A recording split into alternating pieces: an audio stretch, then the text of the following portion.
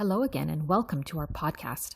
Many of you entrepreneurs and investors have gotten past the point of starting up a successful venture or firm.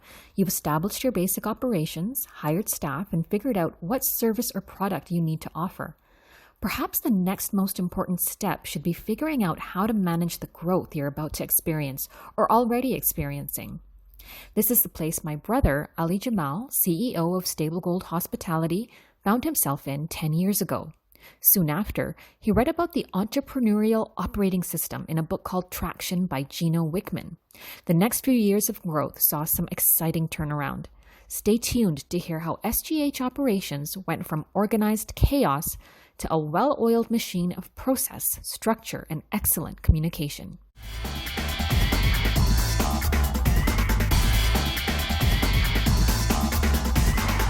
Stable Gold Hospitality has seen significant growth over the last 10 years. What would you attribute this growth to? I would say, the first few years of our company, I think we saw a lot of good sales growth, which you typically see in new companies that are doing something that's new for that specific market. And of course, what we were bringing to the market was affordable housing. So our sales growth was great, but our operational structure was not where it needed to be for us to continue to be a successful company and keeping that success sustainable. We started looking at various kind of programs and systems out in the market. We tried various things and nothing really stuck until, of course, we decided to implement Traction in the EOS system. What's the EOS system? It stands for the Entrepreneurial Operating System. There's a book called Traction, written by Gino Wickman, who's a business strategist. And basically, the book is a breakdown of how companies can utilize certain systems to make their business more successful. So the Entrepreneurial Operating System is Gino Wickman's kind of idea of what that looks like for entrepreneurs. And it's a very simple to use system. It's a step-by-step guide on things that you can implement as an entrepreneur to make your business successful and for you to keep a pulse of what's going on in your business. So tell me how you first learned about this strategy or this book, the Entrepreneurial Operating System. I had an employee who I had just hired, and within his first couple weeks at the company at Stable Gold, he, came to my office and he said, look, boss, you're doing a lot of great things with this organization right now. And I kind of see your vision of where you want to take the company, but in many ways, I don't think you're going to get there because you're kind of running this company under an organized chaos versus, having any sort of systems or structures in place. And he said, look, I was just with an organization that before I left was implementing something called EOS, the Entrepreneurial Operating System. I have a book here, and he handed me the book. It was a book called Traction about the EOS. He said, look, I think that this, could be a great opportunity for you to add some structure to the company and get everyone on board with the vision that you want to, have for this organization. And so at first, it was kind of a punch in the gut for me because I was thinking I was doing such an awesome job, and then you have someone who's just come into the company telling you that it's not been so awesome. But I decided to go ahead and humble myself and read the book and take his suggestion, and I'm so glad that I did because through that ability to look past any of my own personal ego issues and actually go through and read the book and learn about systems that I could implement, which was very simple to understand and very simple to implement over time, I've been able to really see a lot of successes for Stable Gold by utilizing it. What parts of this strategy do you implement in Stable Gold Hospitality, and how do you do so? There's a various cross-section of strategies that you utilize through the Entrepreneurial Operating System. So it starts off with, creating an organizational chart, making sure everyone on your team understands who's on the team, what are their positions, who reports to who, and what are they accountable for? It's actually not called an organizational chart, it's called an accountability chart. The other part of the system is there's something called level 10 meetings. There's a weekly meeting that everyone on the team has to participate in. And basically the meeting is broken up into various sections, and it basically ensures that everyone is on the same page and they're all rowing in the same direction. The meeting typically will start off with a segue where everyone will talk about something good going on in their lives professionally as well as personally. From there, we go into a portion of the meeting called a scorecard. And the scorecard is a report on all the company's key data points. From there, we go over something called quarterly rocks. So everyone on the team, every 90 days at our quarterly meetings, leaves those meetings with a 90-day project. So we review with everyone on the conference call where they're at with those quarterly rocks. We as well have something called a customer employee review session, and that's where anyone can bring up any kind of issues going on in the company that they would like to address to everyone else on the team and get input from them on. And then lastly, we have two of the main components of the meeting.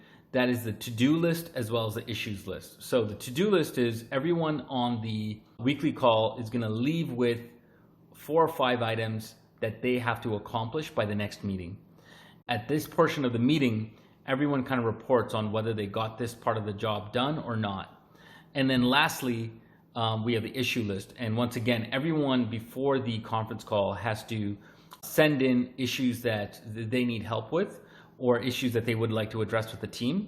And then those issues get turned into a to-do item for other people on the team. That weekly conference call really helps get everyone on the same page, and it helps kind of everyone kind of know what else is going on in everyone else's role.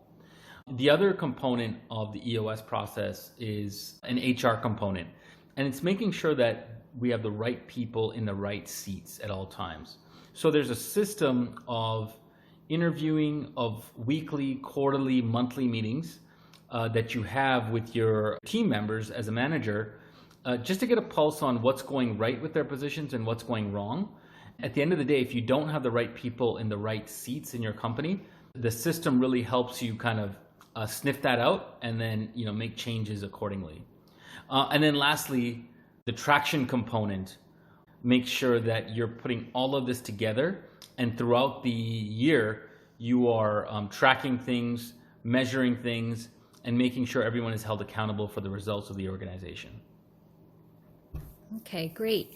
Now, looking back to the early years of the company, how has the Entrepreneurial Operating System, also known as EOS, improved the company? All of these things that I had mentioned that the EOS is, we didn't have in the company. So, when we first started, we didn't have an organizational chart. You had managers overstepping other managers' authorities.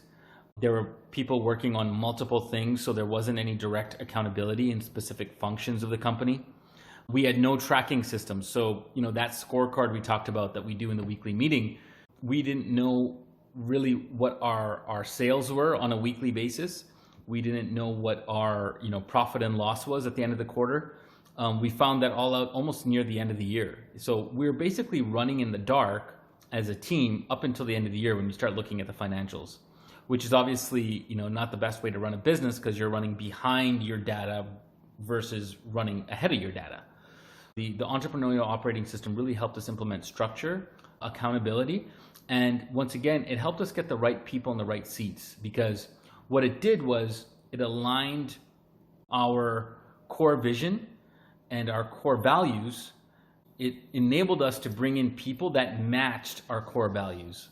Before, once again, when we were hiring, we would just hire anyone that we thought would be a potentially good fit without seeing if they'd be a good match for the core values of the company. But once we started hiring people that did align with our core values, we found people who stayed and who wanted to grow with the organization and help us reach the vision that we had for the organization. Why are systems important for real estate investors? Systems like the Entrepreneurial Operating System basically gives structure to the real estate investor.